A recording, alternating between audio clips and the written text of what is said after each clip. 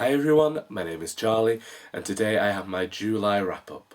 After reading the Farseer trilogy by Robin Hobb, I was inspired to go back and begin rereading the Harry Potter series. There was just something about Bookkeep and the character of Fitz that seemed quite reminiscent of the first time that I'd read the Harry Potter books.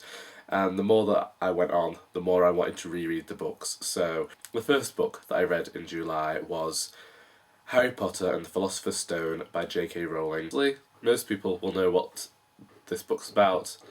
I've read it, I think I'm on my 28th reread now. I read these books a lot as a child, and it's kind of slowed down now that I'm older, but I still really appreciate these books. I really love returning to the world. I don't know what it is about the stories that makes me want to continue to reread them and reread them so often, but obviously a 5-star read. I don't think anyone needs a synopsis for this one.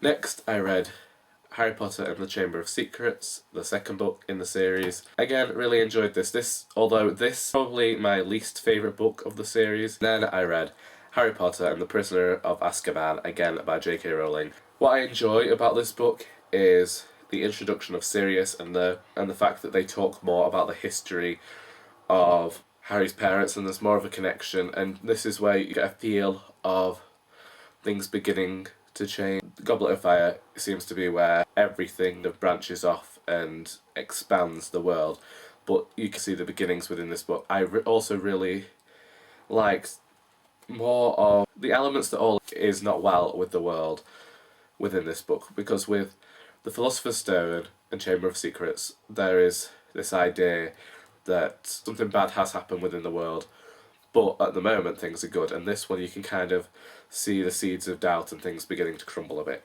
Because I was going away to Whitby, I didn't want to take my edition because my edition has kind of fallen apart, it's glued together, and the idea of carrying it in my bag over however many hundreds of miles, well it's not many hundreds, but however many miles, worried me, and I did go to Whitby with the intention of buying another copy, but the only copy they had that was in hardcover were the new hardbacks, and although I like them, the one I found was all bent, and I mean, who am I to complain? Who am I to complain? The next book I read was on my Kindle, and that was The Girls by Emma Cline. I've already recorded a review of that story, that book, but I didn't enjoy it. Although there are parts of the story that are quite poetic, I don't believe that it worked, because I don't believe that Cline had yet figured out how, as a writer, to include character within the poetic bits so that there was more of a plot and more of a story, and it felt very apathetic, and I don't think that it was meant to, and it needed more of an idea, more of a sense of what the book was about than what it actually did. Again, on my Kindle was Vinegar Girl by Anne Tyler. Again, didn't like this book.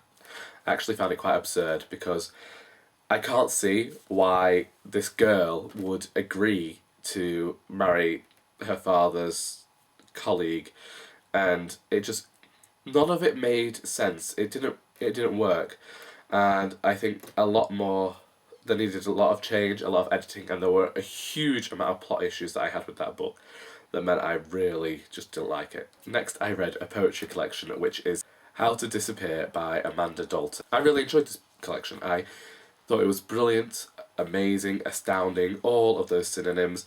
I really enjoyed the way that Dalton writes, and there is a sequence of poetry within here called Room of Leaves, which follows first love and marriage and a woman being jilted at the altar, and the way that is written was superb. Amanda Dalton has a way with words that really spoke to me and meant that I could truly appreciate the book. Next I read Ship of Magic by Robin Hobb, the first book in the Live Ship Traders trilogy. I read this for the Hob-along that is being run by Sam over at Sam's Nonsense. This book is a family saga set within the same world as the Farseer trilogy, but taking place in a different country. I think it's a different country anyway. They refer to the people within the first books as the barbarians in the north anyway, but this book felt completely different than the Farseer trilogy. It's a multi-viewpoint narrative which tells the story of the Vestrit family, and they have this ship that after one of the characters' fathers dies upon its decks will come to life, it will quicken, and it's all about people wanting this live ship, and there is topics about slavery and feminism and fulfilling the legacy of our parents, and it is brilliant.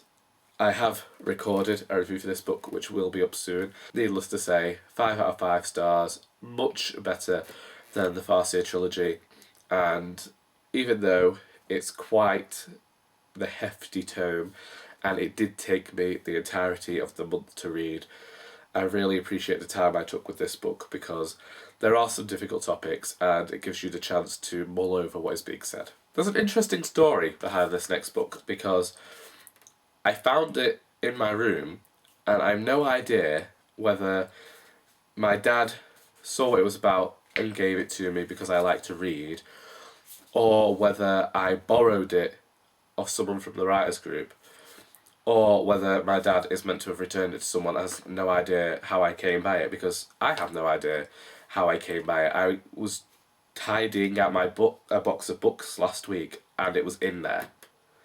And that book is The Writings on the Wall by Eric Lount. This book is a poetry collection and it's written in dialect, and most of the poems deal with farming, which is why I feel like it might be my dad's or one of my dad's friends, because he is a farmer. There are drawings in here by Mary Credland, and if you like comedic verse, you will like this book. If you want to know a bit more about farming, you'll probably like this book. I did only like this book, and it's great if you just like a book, that's perfectly fine. But sometimes I did struggle to understand the dialect. He likes to rhyme, does Mr. Lount, and I'm okay with poetry rhyming as long as it fits and it has a reason, and I couldn't really see the reason for it within here. Sometimes he had to force the rhyme, which it did work sometimes with the dialect, which would probably add to the humour. I think that definitely if I'd heard this spoken rather than read it, it would have worked a lot better, and I think it would be great performance poetry. I'm going to find out whose book this is and return it to them, definitely, because they must want it back. I have no idea how long it's been in that box, and I have no idea whether anyone knows that they lent it to me. I do this all the time. I'd show you my room because it's a complete mess. You just see this orderly bit behind me. If I showed you the floor, you would see books piled everywhere. I have a desk dressing table over there that is piled high with books. I have where I used to sit to record these videos is piled with books. I have drawers full of books, boxes full of books, and honestly I probably should catalogue them all because I have no idea how many books or what books I have anymore. This is a problem. I am questioning now whether I'm just a hoarder, and whether eventually you're going to see me on one of these TV shows where I'll be crying as they drag like dead cats out from underneath my bed that I have no idea how they got there. Finally, we go back to the Kindle, and I read Harry Potter and the Cursed Child. Didn't like it. Gave it 2 stars on Goodreads. It's not the fact that it's a play rather than a novel. I've read many plays, I've reviewed plays, I write plays. I think plays are brilliant when they are written well. This wasn't written well. This tried to include too much of the Harry Potter world. It is based on the Harry Potter series. But this is a terrible play. It is terrible. It takes things from the Harry Potter series. It ruins characters, and it tries to do this thing of, I understand that the Harry Potter books are children's books, and I understand how this play would look great on stage, but if you are writing this pseudo-sequel to the series, then I feel like you need to actually use the lore and canon of the series. I'm never going to be over Polyjuice Potion. I'm just going to say that. I think the characters were not the versions that we have seen within the books. I think the dialogue was terrible. The play goes on for far too long, I think it really did need a good editing, and I mean a good editing. I mean strip out half of what's there and figure out what your play is about before you decide to put it on stage. Of course, people are loving the spectacle that they're seeing on stage, and people are loving the play at the moment. I'm just not one of them.